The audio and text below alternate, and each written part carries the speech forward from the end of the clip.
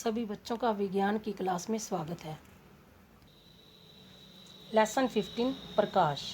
आपने पतले छिद्र अथवा झिरी से सूर्य के प्रकाश के लिए किरण पुंज को कमरे में आते हुए देखा होगा। कार, स्कूटर तथा रेलगाड़ी के इंजनों के हेड लैंप से आते प्रकाश के किरण पुंजों को भी आपने अवश्य देखा होगा। चित्र 15.1 ए। इसी प्रकार टारस से आते हुए प्रकाश के किरण पुंज को भी देखा जा सकता है। स्तंभ। आप में से कुछ ने विमान पतन या लाइट हाउस के टावर की स्वच्छ लाइट के किरण पुंज को देखा होगा। चित्र 15.1 ए। ये अनुभव आपको क्या संकेत देते हैं? जैसे कि चित्र 15.2 एक मोमबत्ती की ओर ए सीधे तथा बी मुड़े हुए पाइप से देखना। 50.1 प्रकाश सरल रेखा में अनुदिश गमन करता है। बूझो पिछली कक्षा में किए गए एक क्रियाकलाप को याद करता है। इस क्रियाकलाप में उसने एक मोमबत्ती की ज्वाला की और पहले एक सीधे पाइप से और फिर मुड़े हुए पाइप से देखा था। चित्र 15.2 बूझो ने मुड़े हुए पाइप से जब देखा तो वह मोमबत्ती की लौ को क्यों नहीं देख पाया था, जैसे कि ये चित्र में दर्शाया गया है। ये सीधी पाइप से और ये मुड़ी हुई पाइप से प्रकाश देखना असंभव है। यह क्रियाकलाप दिखाता है कि प्रकाश सरल रेखा में चलता है। हम प्रकाश के पथ को कैसे बदल सकते हैं? क्या आप जानते हैं कि जब प्रकाश किसी चमकदार या पॉलिश किए हुए पृष्ठ पर पड़ता है तो क्या होता है? 15.2 प्रकाश का परावर्तन। प्रकाश की दिशा को बदलने की एक विधि यह है कि इसे किसी चमकदार सतह पर डाला जाए। उदाहरण के लिए इस्पात की चमकदार चम्मच अथवा स्टेनलेस स्टील की चमकदार प्लेट प्रकाश की दिशा को बदल सकती है।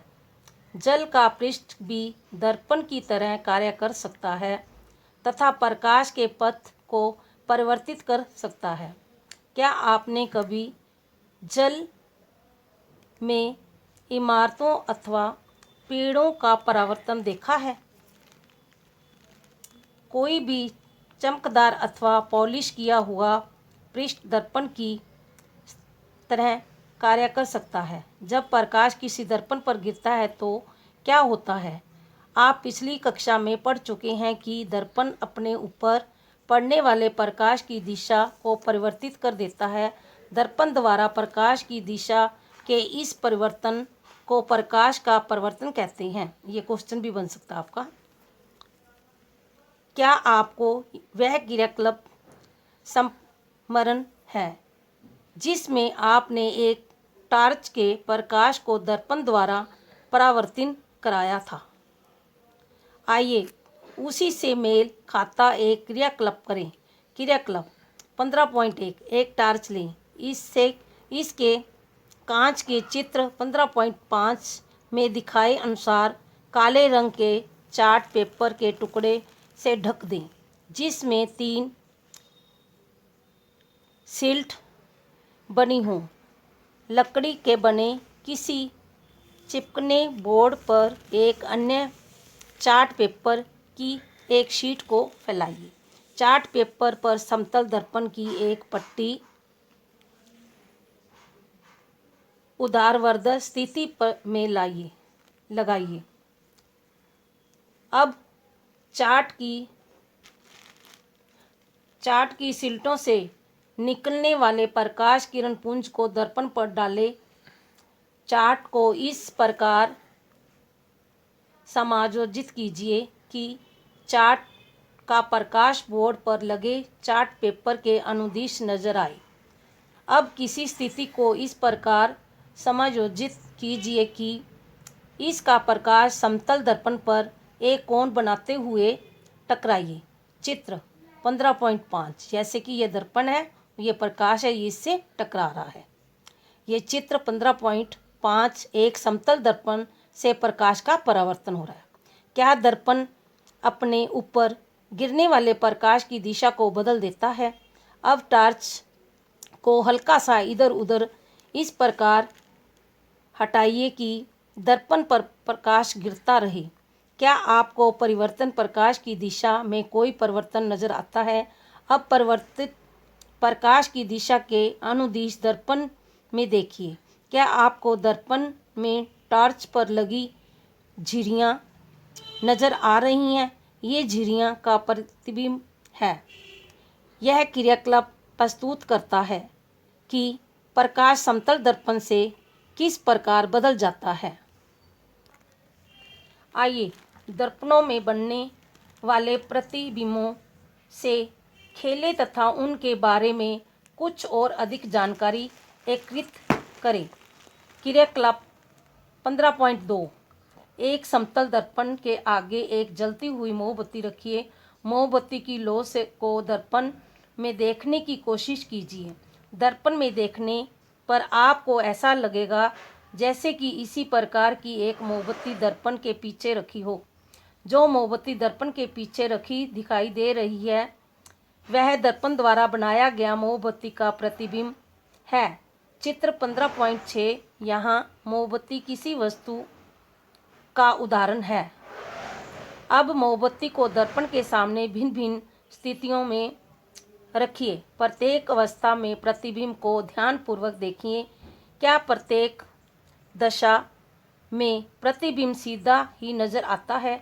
क्या प्रतिबिंब की लौ बिंब की लौ की तरह मोमबत्ती के ऊपर के सिरे पर दिखाई दे रही है? इसी प्रकार का प्रतिबिंब सीधा प्रतिबिंब कहलाता है। समतल दर्पण द्वारा बनने वाला प्रतिबिंब दर्पण के बिंब के समान आमाप, साइज तथा सीधा होता है। जैसे कि चित्र 15.6 समतल दर्पण में मोमबत्ती का परिवर्तन।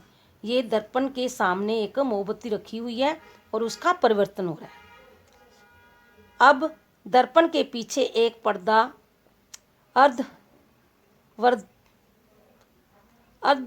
अर्धवर्धत लगाइए। पर्दे पर मोमबत्ती का प्रतिबिंब प्राप्त करने की कोशिश कीजिए। क्या आपको पर्दे पर प्रतिबिंब प्राप्त हो जाता है? अब पर्दे को दर्पण के सामने रखिए। क्या अब आप के पर्दे पर प्रतिबिंब प्राप्त होता है? आप पाएंगे कि दोनों में किसी भी स्थिति में मोमबत्ती का परिवर्तन पर्दे पर प्राप्त किया नहीं जा सकता। बनने वाला प्रतिबिंब दर्पण में कितनी दूर है, आइए यह जानने के लिए एक और क्रियाकलाप करें। क्रियाकलाप 15.3 एक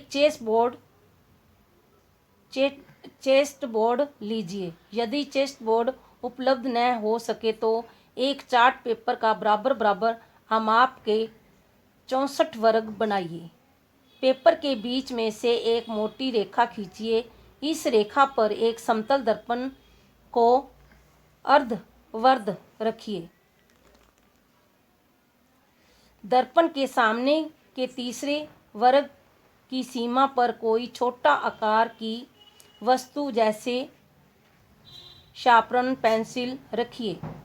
चित्र 15.7 दर्पण में इसके प्रतिबिंब की स्थिति का प्रदर्शन कीजिए कि वस्तु को तीसरे वर्ग से हटाकर चौथे वर्ग की सीमा पर रखिए। फिर से दर्पण में प्रतिबिंब की स्थिति ज्ञात कीजिए। क्या आप दर्पण के सामने रखे बिंब की दूरी तथा दर्पण के प्रतिबिंब की दूरी में कोई संबंध पाते हैं? चित्र 15.7 समतल दर्पण में प्रतिबिंब की स्थिति निर्धारण करना।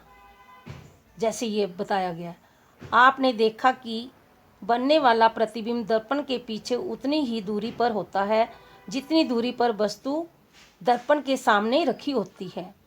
अब आप इसी पुष्टि चेस्ट बोर्ड पर वस्तु को किसी भी स्थान पर रख कर कीजिए।